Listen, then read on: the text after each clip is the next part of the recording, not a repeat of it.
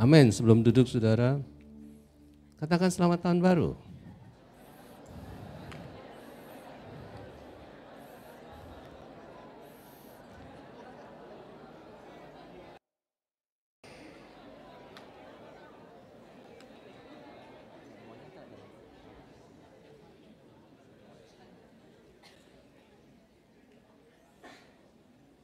Ya, sesuatu yang baru selalu menyenangkan. Betul saudara? Baju baru, hati baru, pikiran baru, mobil baru. Tapi enggak boleh ada istri baru. Ya. Oke, hari ini dalam saya mencari Tuhan akhir Desember, saya merenungkan banyak hal. Dan salah satunya adalah ketika saya melihat akan banyak keputusan-keputusan kita harus ambil di tahun 2024 ini. Dan ada keputusan-keputusan penting yang saudara harus ambil. Mau tidak mau hidup kita selalu harus ambil keputusan. Betul saudara? Tidak ambil keputusan juga ada sebuah keputusan. Ada anak yang mau sekolah, kuliah, banyak jurusan yang harus dia pilih. Dia harus ambil keputusan, pilih jurusan mana. Ada orang yang mulai jatuh cinta, dia harus putuskan ini orang yang tepat atau tidak. Saudara mau pindah pekerjaan, itu juga sebuah keputusan. Pertanyaannya adalah, berapa banyak saudara yang mau berhasil? Saudara mau berhasil? Amin. Amin, saudara berhasil? Yang mau berhasil angkat tangan. Haleluya saudara. Keberhasilan saudara sangat tergantung kepada keputusan yang saudara ambil. Ketika saudara ambil keputusan benar, arahnya benar, pasti sudah lihat buah keberhasilan itu. Tetapi ketika keputusan saudara salah, disitulah kita melihat ternyata ada hal yang kita tidak pertimbangkan, ada hal yang kita tidak pikirkan. Hari ini saya mau katakan, Yesus berhasil di dalam misinya. Amin saudara. Yesus berhasil dalam misinya. Misi Bapa Surgawi buat dia lahir di Bethlehem sampai dia mati di kayu salib dan bangkit pada hari ketiga. Pertanyaannya, mengapa Yesus berhasil? Mari kita lihat, apa kaitan antara keberhasilan dengan berdoa? Saudara, seringkali dalam proses pengambilan keputusan kita tidak melibatkan Tuhan. Mazmur 127 ayat 1, buka Alkitab saudara. Mazmur 127 ayat 1a berkata demikian. Jikalau bukan Tuhan yang apa? Jikalau bukan Tuhan yang apa? Membangun rumah. Apa yang terjadi? Sia-sialah apa? Usaha orang yang membangunnya. Artinya apapun yang kita lakukan akan sia-sia, akan gagal jikalau kita tidak melibatkan Tuhan. Apa arti melibatkan Tuhan? Berdoa. Betul saudara? Berdoa bukan sekedar satu arah. Berdoa bukan mengajak Tuhan menyetujui keputusan kita. Berdoa bukanlah memaksa Tuhan melakukan apa yang kita sukai. Tapi berdoa, berbicara apa yang kita mau putuskan. Kita tanya Tuhan, kita bawa kepada Tuhan, apakah ini benar? Kadang Tuhan tidak langsung berbicara, kadang kita tunggu. Disitulah kita belajar satu hal, bahwa Yesus sendiri dalam hidupnya selalu berdoa, berdoa, berdoa. Buktinya di mana? Mari kita lihat. Di dalam Matius 14 ayat 22 sampai 23. Matius 14 ayat 22 sampai 23. Ayat ini berkata demikian, sesudah itu Yesus segera apa? Memerintahkan, menyuruh murid-muridnya naik kemana? Naik ke perahu. Dan mendahulinya ke seberang, itu di perahu di Danau Galilea. Sementara itu ia juga apa? Menyuruh orang banyak apa? Pulang. Kalau sudah baca ayat-ayat sebelumnya bicara tentang ada 5 roti, 2 ikan yang memenuhi semua kebutuhan orang banyak. Ribuan orang makan gratis sore hari. Sudah mau makan gratis sore hari ini? Senang ya? Tapi yang lebih bersuka cita melihat dengan mata sendiri. Roti itu bisa bertambah banyak. Wow. Kalau saya di sana, saya kagum banget. Saya mau dekat-dekat Yesus. Saya mau tanya Yesus gimana caranya. Saya mau dimuridkan sama Yesus. Saya pasti kejar Yesus. Ternyata Yesus suruh mereka pulang. Alasannya memang sudah malam. Tapi alasan sesungguhnya lebih jauh kalau kita lihat. Bukan hanya Yesus suruh murid-muridnya pulang. Dan orang banyak pulang saja. Tetapi dia naik ke sebuah bukit untuk berdoa seorang diri. Pertanyaannya adalah, apakah perlu Yesus berdoa? Bukankah dia Allah? Betul saudara? Pada mulanya adalah firman. Firman itu adalah Allah dan firman itu menjadi manusia. Yesus ada firman itu sendiri. Mengapa ia berdoa? Itu pertanyaan menarik sekali. Ketika kita tahu mengapa Yesus berdoa, itu akan mempengaruhi kehidupan doa kita juga. Dan Lukas 9 ayat 28 ayatnya bunyinya begini. Kira-kira 8 hari sesudah segala pengajaran itu, Yesus apa? Membawa berapa orang? 3 orang muridnya. Petrus, Yohanes, dan Yakobus. Lalu naik ke atas gunung untuk apa? Berdoa. Jadi kali ini Yesus tidak sendirian. Dia bawa siapa? Murid-muridnya, 3 orang murid inti untuk berdoa. Menarik juga ya, pemuridan kita naik ke villa puncak berdoa, saudara. Ya. Lukas 11 ayat 1, pada suatu kali Yesus sedang berdoa, sedang berdoa di satu tempat. Ketika ia berhenti berdoa, apa yang terjadi? Berkatalah seorang dari murid-muridnya kepadanya, Tuhan ajarlah kami berdoa. Sama seperti yang diajarkan Yohanes Pembaptis kepada murid-muridnya. Jadi ketika Yesus sedang berdoa, ketika dia selesai berdoa, murid-muridnya nanya, berarti murid-muridnya lihat gurunya berdoa. Sudah mau anakmu berhasil? Amin saudara? Saudara, keputusan anak kita, kalau itu benar, dia akan berhasil. Kalau itu salah pacaran, salah pilih jurusan, salah masuk pergaulan, dia gagal. Hari ini kita sebagai orang tua mau anak kita berhasil. Amin saudara. Keberhasilan anak kita sangat dipengaruhi oleh keputusan dia ambil suatu hari. Terutama ketika dia jauh dari kita. Makanya saudara harus berdoa kalau anakmu jauh dari saudara.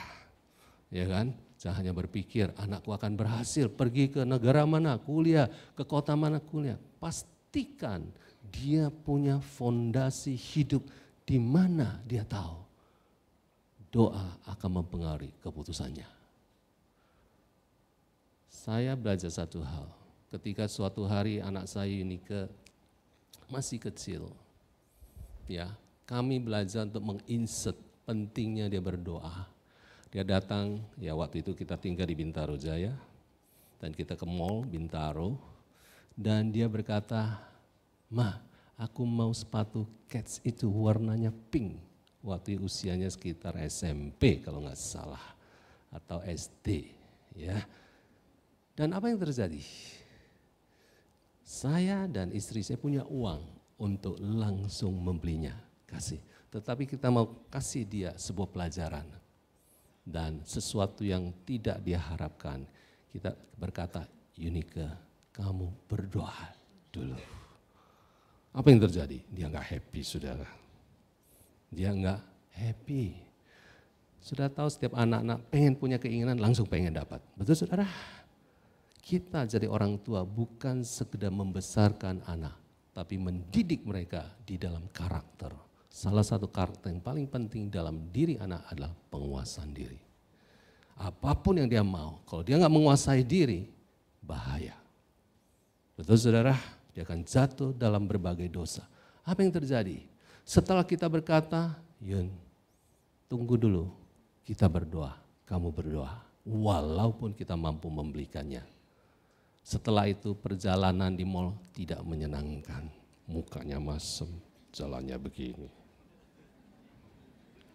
Ini anak usia SD kali waktu itu ya. Tapi itu baik buat dia, itu bagus buat dia. Mengapa?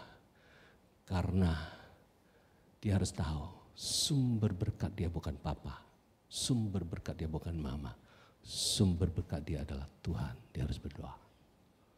Sudah mau anakmu berhasil? Latih mereka untuk melihat sumber berkat adalah Tuhan.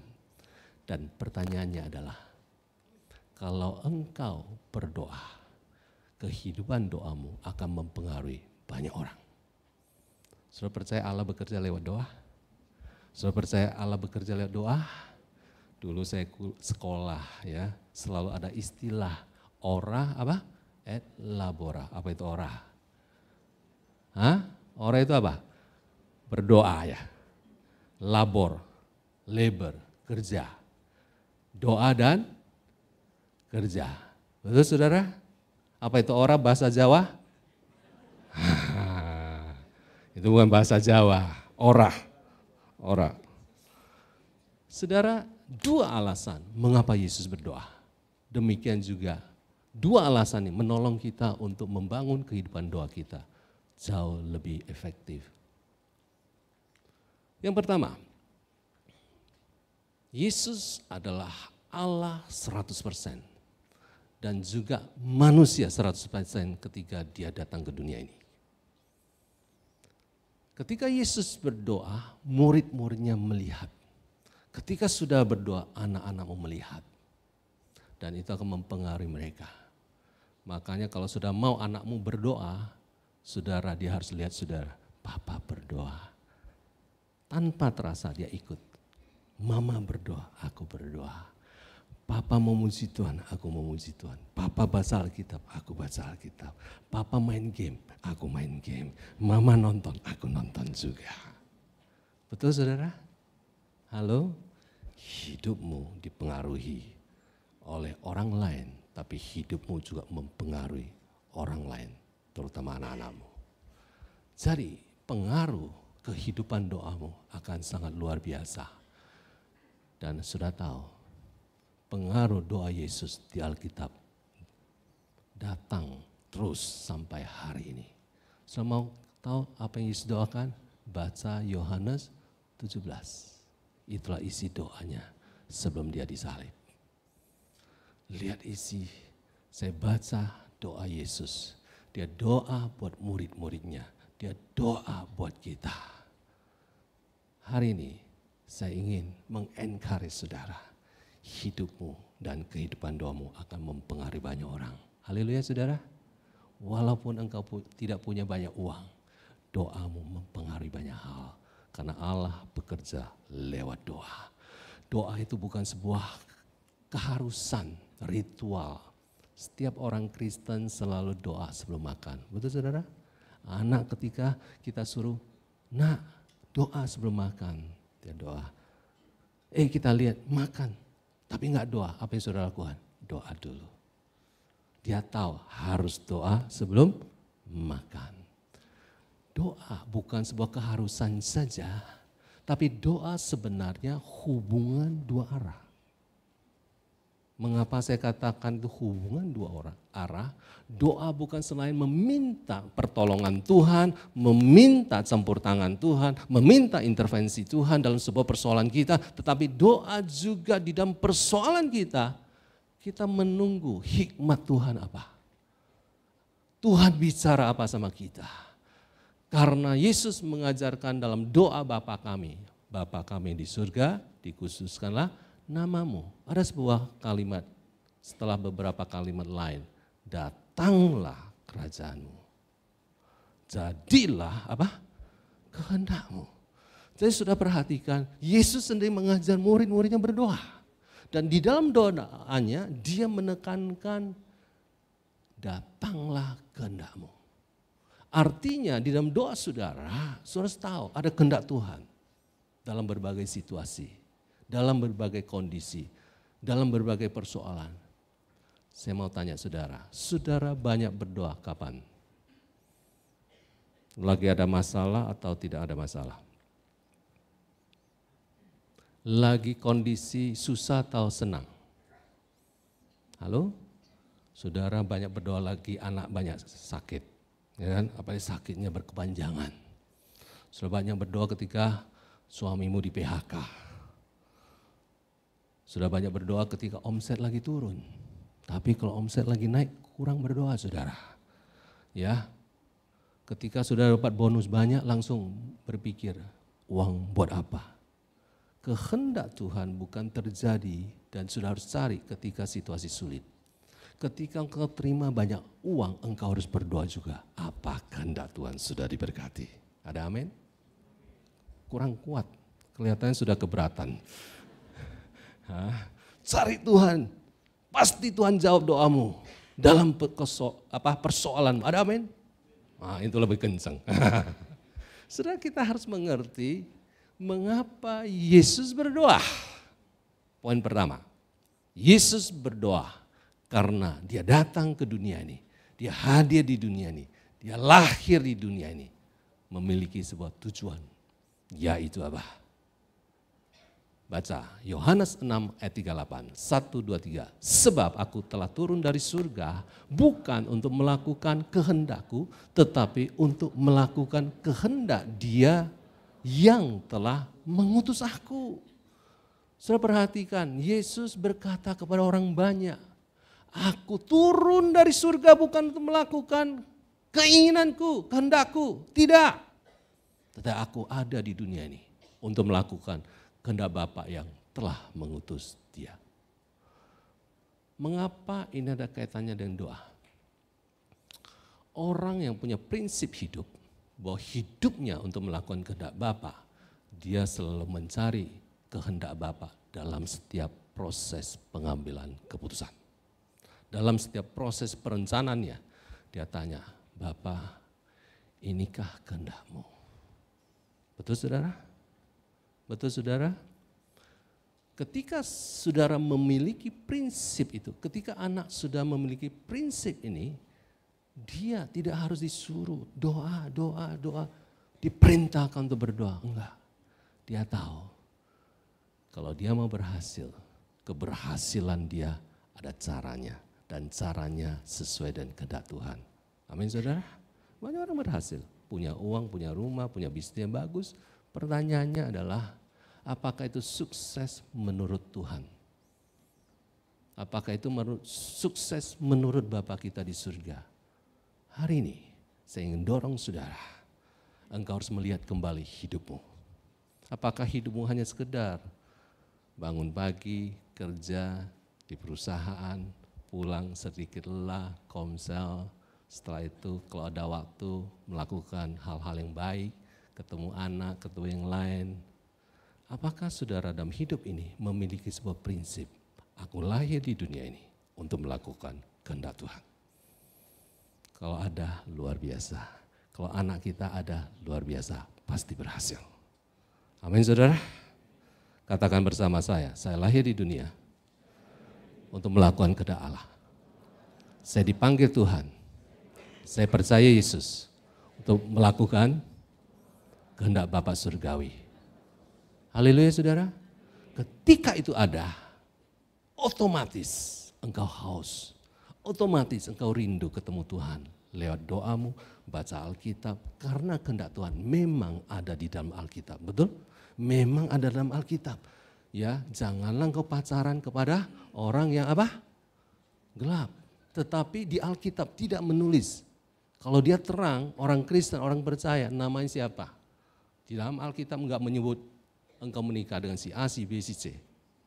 Disitulah engkau bertanya kepada Tuhan. Tuhan, apa ini orang yang tepat atau tidak? Itu contoh. Siapa yang belum menikah, angkat tangan. Ya, amin. Aba Pro. Oke. Ketika Paulus mengalami sebuah situasi sulit, Di dalam 2 Korintus 12 ayat 7 sampai 9, dia menceritakan ada sebuah situasi yang tidak menyenangkan. Mari saya akan bacakan buat saudara. Dan supaya aku jangan meninggikan diri karena apa? Penyataan-penyataan yang luar biasa itu, maka aku diberi suatu duri di dalam dagingku, yaitu seorang utusan iblis untuk menggocok aku supaya aku jangan apa? Meninggikan diri tentang hal itu. Tentang hal apa? Duri dalam daging. Duri ada sesuatu yang tidak menyenangkan kalau dia hadir di mulut kita. Betul saudara? Kita mau segera cabut. Tapi Paulus berkata supaya dia tidak meninggikan diri karena dia pernah naik ke surga. Saudara, luar biasa ya. Orang ini naik ke surga. Tingkat ketiga, Firdaus. Saudara, tanya kiri kanan, kamu mau naik ke surga? Mau naik ke surga? Kita mau, tapi minta turun lagi ya. Kita mau naik apa? Tapi minta turun lagi. Kalau kita udah naik nggak turun-turun, ya.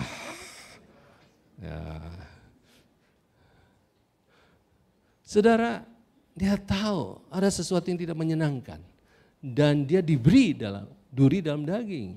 Itu adalah pekerjaan iblis. Dan untuk pekerjaan iblis, dia sudah 3 kali berseru kepada Tuhan, dia sudah berdoa supaya pekerjaan iblis ini tidak lagi terjadi dalam hidupnya. Utusan iblis mundur daripadaku. Kalau kita lihat dalam doa kita seringkali berseru di dalam kesusahan kita. Betul? Berseru di dalam kesusahan dan kesulitan kita. Tapi kasus ini menarik sekali. Kita selalu mengharapkan Allah mengabulkan doa kita. Betul saudara? Kita selalu meminta Tuhan campur tangan dan menolong kita. Tetapi ada satu titik, kita harus mengerti bahwa ternyata Tuhan tidak mengabulkan apa yang kita doakan. Tuhan tidak mengabulkan permintaan siapa? Paulus. Apakah dia kecewa? Enggak. Malah dia kuat. Mengapa dia kuat? Karena doa bukan satu arah. Doa 2 arah. Ke atas dan atas ke bawah. Dan ketika Tuhan berbicara, ya, dia berseru kepada Tuhan dan Tuhan menjawab dia, jawaban ini menjadi sebuah kunci kemenangannya terhadap apa yang dia alami. Tuhan menjawab, cukuplah kasih karuniaku bagimu. Artinya apa? Artinya ketika engkau tidak nyaman sekalipun, ada kekuatan, kasih karunia, kemampuan aku berikan kepadamu. Engkau sanggup menahannya. Saudara, seringkali kita mau suami kita berubah. Betul saudara, istri-istri? Halo istri-istri, mau suami kita berubah lebih baik ya? Lebih sabar, ya lebih ini, lebih kaya, lebih ganteng. Mau, ya suami-suami mau istri kita berubah toh? Kita doa, Tuhan, ubahlah dia Tuhan. Dia yang begitu penuh dengan semangat berbicara alias cerewet terus. Tuhan tolong dia untuk bisa ngomong lebih sedikit. Pemuritan sudah dilakukan berkali-kali, tapi ini kebiasaan susah sekali berubah. Tuhan berseru, Tuhan tolong. Tapi nggak berubah juga. Engkau harus cari tahu, mengapa suamiku tidak berubah? Mengapa istriku tidak berubah? Supaya engkau kuat menghadapi pasanganmu. Amin, hanya satu orang ya. Yang lain oke semua, nggak ada masalah. Saudara, setiap kita berbeda, amin. Setiap kita berbeda, ya. Kalau engkau, aduh Tuhan capek ini hadapi bos ini, doa. Tuhan di dalam perusahaan, Tuhan biar bos aku disingkirkan. Ganti bos baru, ternyata ganti saudara, malah yang lebih kejam saudara. Tuhan apa yang terjadi? Saudara harus tanya Tuhan. terus berseru, Tuhan. Apa jawaban Tuhan? Cukuplah kasih karuniaku bagimu. Justru dalam bosmu yang kejam itu, kuasaku menjadi apa? Sempurna. Justru istrimu yang tanda kutip cerewet itu, kuasaku sempurna. Justru PKS-mu yang menjengkelkanmu, kuasaku sempurna. Amin. Yang amin PKS. Lagi dihibur saudara. Jadi kita harus mengerti bahwa Tuhan tidak selalu menjawab atau mengabulkan permintaan kita karena satu tujuan. Supaya kita mengenal hatinya. Hati Tuhan apa sih? Kehendak Tuhan apa sih? Supaya lebih kita dewasa. Dewasa menghadapi banyak hal yang tidak sesuai harapan kita.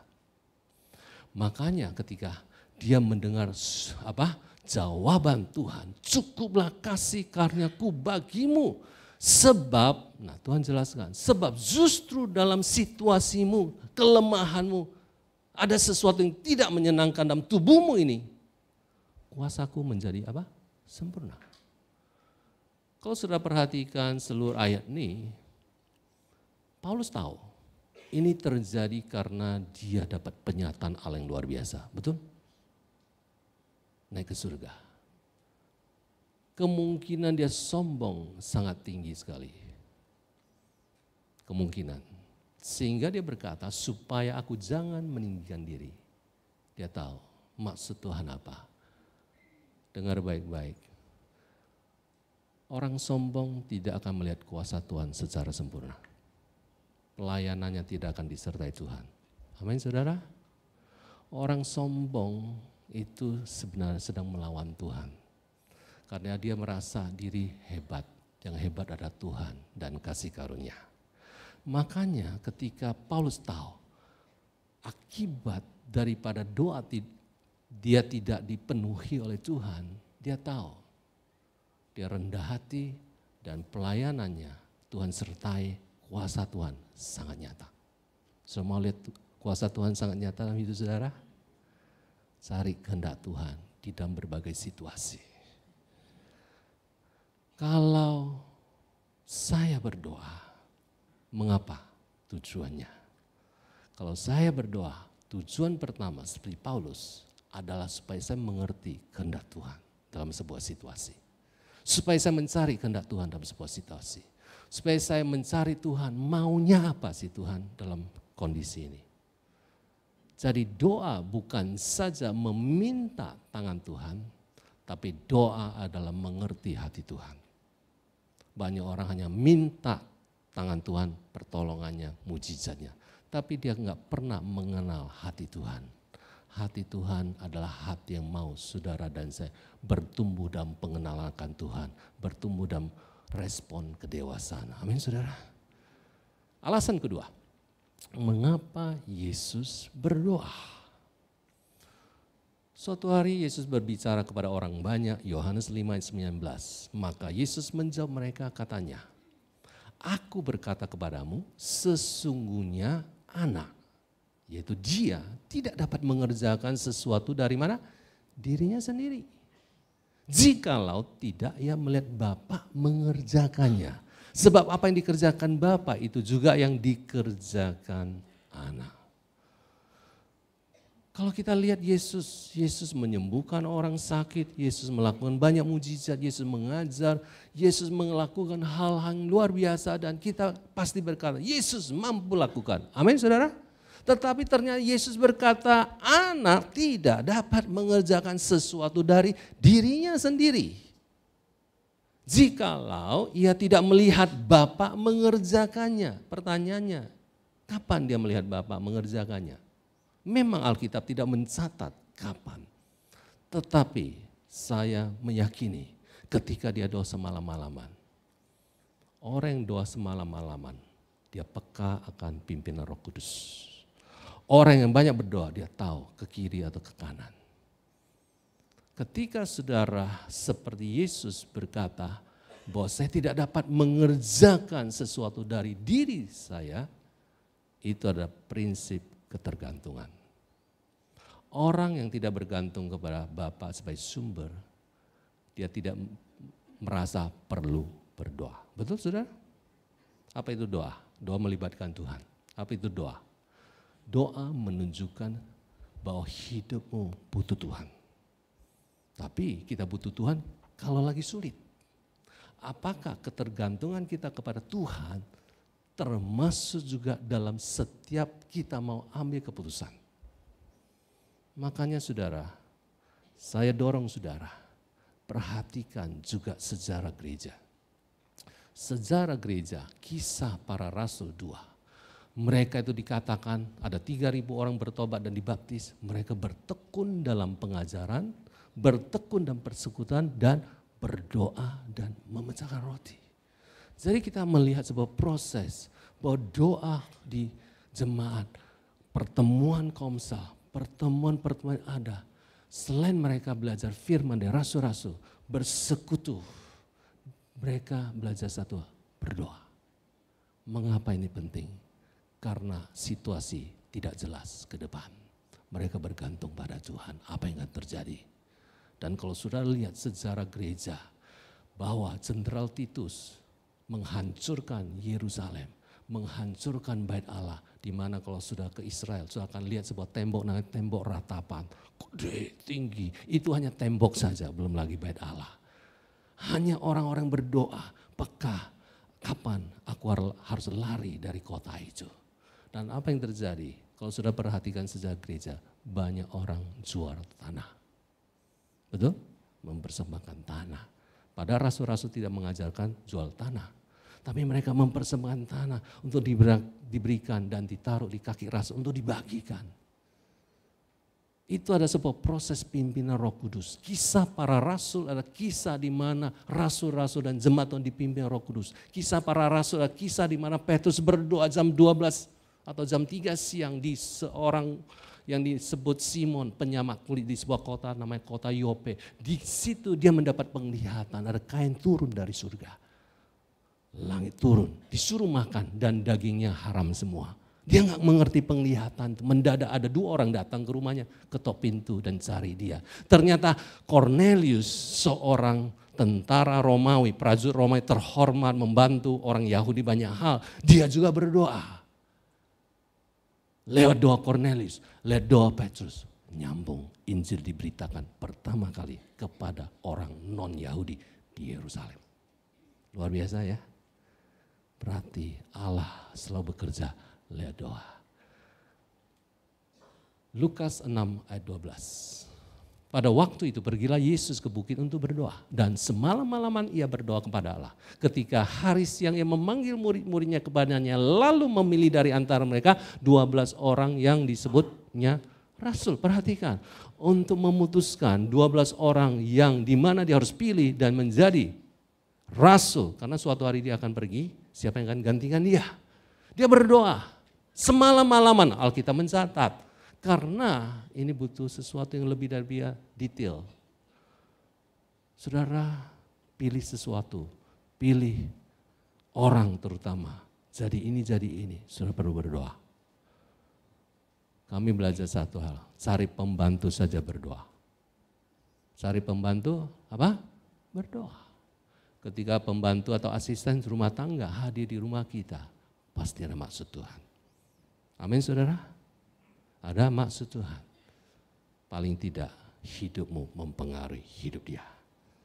Paling tidak dia mendengar Injil Yesus Kristus. Jadi ada maksud Tuhan dalam segala perkara ketika kita berdoa. Saya sekali lagi mendorong saudara bahwa ketika engkau ambil keputusan, lihatlah Allah sebagai sumber. Yang pertama, prinsip hidupmu adalah memuliakan Tuhan, melakukan kehendak Dia. Yang kedua adalah bagaimana dalam proses sudah melakukan kehendak Tuhan, detail-detailnya enggak ada di Alkitab. Sudah perlu berdoa. Berdoa kepada Tuhan. Seperti Yesus berkata, dia tidak dapat mengerjakan apapun dari dirinya sendiri. Seperti Yesus berkata, ranting tidak akan berbuah apapun kalau dia lepas dari pokok anggur itu sendiri. Betul saudara? Yohanes pasal yang ke-15, kalau nggak salah di ayat 4. Jadi sekali lagi, ketika sudah mempunyai prinsip ketergantungan kepada Tuhan, sudah akan bangun dan berdoa. Sudah berdoa, Bapak, apa yang harus saya lakukan hari ini? Saya akan masuk kantor, nanti ada rapat. Kira-kira apa yang harus katakan? Bapak, kerjaan lagi susah di kantor. Beri aku hikmat. Itu proses sudah berdoa. Amin saudara? Halo? Saudara masih punya waktu berdoa tiap pagi? Saingan doa kita adalah ini. Angkat handphone saudara. Kenapa? Sejak kehadiran handphone di samping kita, samping ranjang kita, di dalam handphone ada Alkitab. Ada apa? Alkitab. Betul? Sudah baca Alkitab lebih banyak di buku atau di handphone? Survei yang buku angkat tangan, yang buku. Enggak ada, semuanya handphone. Masih ada? Ketika sudah baca Alkitab, buka, yang muncul apa? WA dulu. Betul? Dan ketika sudah baca WA, sudah memang memutuskan mau doa, tapi baca WA, ada yang WA, ini ada sesuatu masalah, ini, baca di grup, lama-lama, waktunya berangkat kantor, nggak ada waktu lagi berdoa, ya kan? Kalau perlu handphone ini taruh di ruangan sebelah, kembalikan buku Alkitab di samping saudara. Ketika sudah bangun, yang sudah cari adalah Alkitab dan Tuhan Yesus. Ada amin? Ada amin? Wow, tepuk tangan buat kita semua ya. Ada amin. Oke. Yesus berdoa karena dua alasan itu. Kita berdoa juga karena alasan itu. Bapamu mau saudara berhasil. Di dalam Mazmur 32 ayat 8.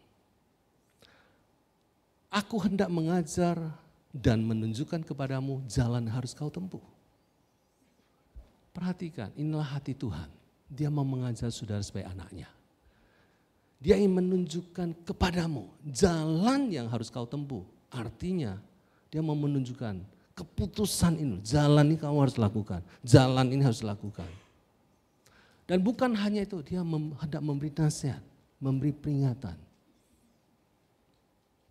Saya mau anak saya berhasil, tapi kadangkala dia mengambil keputusan tanpa melibatkan saya. Ya sudah, ya toh, dia merasa bisa, it's okay, mungkin sudah dewasa. Tapi kadangkala keputusannya salah, karena kurang pengalaman. Betul saudara? Jadi sebagai ayah, saya mau anak saya berhasil. Bapa di surga mau sudah berhasil. Kalau anak saya nggak mencari saya, ambil keputusan ya sudah. Bagus kalau dia berhasil. Gagal ya dia harus belajar. Ternyata dia masih butuh orang tua. Nasihat orang tua. Bimbingan orang tua. Sama. Tuhan mau kita berhasil. Dia mau berbicara kepada saudara. Dia mau mengajar saudara. Dia mau menunjukkan kepada saudara jalan yang harus kau tempuh. Dia harus memberi nasihat. Alasan satu-satunya dia mau sudah berhasil adalah kasih. Alasan satu-satunya supaya engkau anaknya berhasil dalam dunia ini adalah karena dia mengasihi saudara. Digantikan dengan sebuah kata, mataku tertuju kepadamu. Orang yang jatuh cinta selalu melihat orang yang dicintai. Sejak anakmu yang bayi lahir, matamu selalu cari dia, melihat dia, bawa anak bayimu. Waktu pacaran, engkau sering saling memandang. Betul? Dan sampai hari ini engkau terus memandang satu sama lain. Amin? Sedikit. Amin? Disinilah Daud berkata bahwa Tuhan mau menunjukkan jalan kepada dia. Tapi ada respon Daud. Ada bagian Daud memberi waktu. Inilah doa saya seringkali mengambil ayat menolong saya mengambil keputusan. Inilah doa Daud. Dia berkata demikian. Beritahukanlah jalan-jalanmu kepadaku ya Tuhan. Mazmur 25:4. Dan tunjukkanlah itu kepadaku. Beritahukan. Informasikan. kasih tahu. Tapi kadang kurang jelas. Tunjukkan lebih jelas. Tunjukkan itu kepadaku bahwa aku berjalan dalam kebenaranmu, jalanmu. Artinya bawa aku untuk taat, lakukan kebenaranmu dan ajar aku Tuhan. Mengapa Daud seorang raja yang sibuk? Kalau sudah perhatikan hidup Daud, Alkitab pernah mencatat sebelum dia nyerang musuh, dia tunggu. Betul? Kalau saudara perhatikan ayat 1, 2, 3, dia dikelilingi oleh banyak orang yang mau menghancurkan hidupnya. Dia berkata, engkaulah Allah yang menyelamatkan aku. Dia mengakui Tuhan yang sanggup menyelamatkan dia. Bukan perisai dia, bukan strategi dia, bukan pedangnya, bukan pasukannya. Inilah prinsip ketergantungan Daud kepada Tuhan. Inilah prinsip ketergantungan kita kepada Tuhan sebagai sumber untuk berhasil. Dan dia berkata, engkau ku nanti-nantikan sepanjang hari. Jadi ketika dia berdoa, dia berseru tunjukkan. Dia masih proses menanti. Belum langsung terjadi. Itulah proses doa kita. Bertekun dalam doa. Haleluya saudara. Apa yang terjadi dalam hidup saudara? Saya ada sebuah masalah. Kadang setahun gak selesai, 2 tahun gak selesai, 3 tahun gak selesai. Saya berkata kepada Tuhan, tunjukkanlah jalan kepadaku, ajar aku untuk melakukan jalanmu. Aku menantikan dia. Selama gak ada indikasi untuk mengambil keputusan, saya gak berani, saya masih menunggu. Karena kalau saya buru-buru, keputusan saya adalah berdasarkan kehendakku, bukan kehendak Tuhan. Ini memang sesuatu yang gak mudah, gampang dikhotbahkan. Prakteknya kita butuh kasih karunia. Haleluya saudara. Apa persoalan hubunganmu? Apa persoalan kantormu? Apa persoalan rumah tanggamu? Hari ini saya percaya ketika engkau melihat bahwa Bapamu, Tuhanmu adalah sumber jawaban, sumber hikmat, sumber kekuatan, sumber kasih karunia, sumber kemenanganmu. Kau belajar satu hal, doa adalah ketergantungan kita kepada Tuhan untuk setiap keputusan dan perencanaan kita. Jadi ada dua hal yang saya sampaikan kepada saudara. Yang pertama, seperti Yesus sendiri berdoa, saya mau mengerti lebih lagi kehendak Allah dalam hidup saya. Karena tujuan hidup saya bukanlah melakukan kehendakku. Tujuan hidup saya bukanlah melakukan kehendakku, tapi kehendak Bapa surgawi. Ini prinsip. Ini harus ditanam dalam hidup kita, pernikahan kita, bisnis kita, usaha kita, pekerjaan kita, anak-anak kita, keluarga kita, pelayanan kita. Ketika prinsip ini ada, tentu saudara mulai memprioritaskan, memberi waktu untuk komunikasi kepada Tuhan yang kita sebut doa. Dan di dalam doa itu saudara dengar apa yang dia mau. Yang kedua, semua orang akan berhasil, mau berhasil. Semua orang ingin berhasil. Tapi pertanyaannya adalah, apakah dia mau terus-menerus bergantung kepada cara Tuhan, hikmat Tuhan, atau cara dia sendiri. Mazmur 127 berkata, jikalau bukan Tuhan yang membangun rumah apa? Sia-sialah usaha kita. Ayat ini selalu menyadarkan saya terbatas, tapi Tuhan tidak terbatas.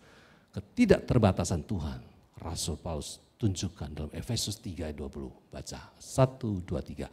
Bagi dialah yang dapat melakukan jauh lebih banyak daripada yang kita doakan atau pikirkan. Seperti yang ternyata dari kuasa yang bekerja di dalam kita. Inilah sebuah encouragement kepada jemaat di Efesus. Kepada orang-orang yang selalu menghadapi banyak hal, banyak tantangan, atau juga banyak perencanaan ke depan. Paulus berkata, bagi dialah Allah kita yang adalah sumber itu. Dia dapat melakukan jauh-jauh lebih banyak daripada yang kita apa? Doakan. Ketika sudah berdoa, Allah bekerja jauh lebih banyak. Ini ada sebuah janji. Dan dilanjutkan dengan atau pikirkan. Dia nggak mulai dengan dibalik. Jauh lebih banyak daripada yang kita pikirkan dan doakan. Mengapa dia taruh doakan dulu? Ketika saya berdoa, pikiran saya dibersihkan dari keinginan saya. Dan apa yang saya pikirkan, itu sesuatu yang dari Tuhan. Seperti yang ternyata dari apa? Kuasa yang bekerja di dalam kita. Dia tidak berkata di dalam saya, kita. Berarti dalam hidupmu sudah ada pengalaman, sudah alami kuasa Tuhan. Amin saudara? Sudah punya banyak-banyak kemenangan terhadap dosa, terhadap banyak hal. Dan ketika sudah doa, sudah tahu. Roh Kudus hadir dalam hidup saudara. Roh Kudus akan menolong saudara. Membawa saudara ingat kepada firman Tuhan kebenarannya. Dan di situ ketika saudara doa sesuai kehendak Tuhan, sesuai firman, sesuai kebenaran. Atau juga firman Tuhan tidak menulisnya. Saudara cari Tuhan, detail-detail kehendak Tuhan itu apa saja dalam hidupmu. Saya percaya. Bapakmu mau engkau berhasil. Amin saudara, dia akan melakukan jauh lebih besar daripada yang engkau doakan yang sesuai dengan kehendak Allah. Berapa banyak saudara yang sedang berharap pada Tuhan, berharap jawaban Tuhan, berharap pimpinan Tuhan, pertolongan Tuhan. Hari ini kuatkan dan teguhkanlah hatimu bahwa Bapakmu mau engkau berhasil. Tapi pertanyaannya adalah, apakah engkau mau membangun kehidupan doamu? Silakan tim musik maju. Apakah engkau mau membangun kehidupan doamu? Apakah engkau mau melibatkan Tuhan dalam perencanaanmu? Apakah engkau mau melibatkan Tuhan di dalam hal yang engkau mau putuskan? Baik dalam usaha, produk apa, bisnis apa, baik dalam pelayanan, hal-hal apa. Saya dorong saudara, kalau Yesus sendiri banyak berdoa. Kalau gereja mula-mula banyak berdoa. Kalau rasul-rasul banyak berdoa. Kita perlu banyak berdoa. Bukan segera memohon saja, tetapi mencari kehendak Allah. Mari kita siapkan hati kita. Salah satu penyebab kita tidak lagi punya waktu berdoa adalah kita sudah kurang haus kepada Tuhan. Lagu yang pulang Bapak Ibu Tuhan Yesus.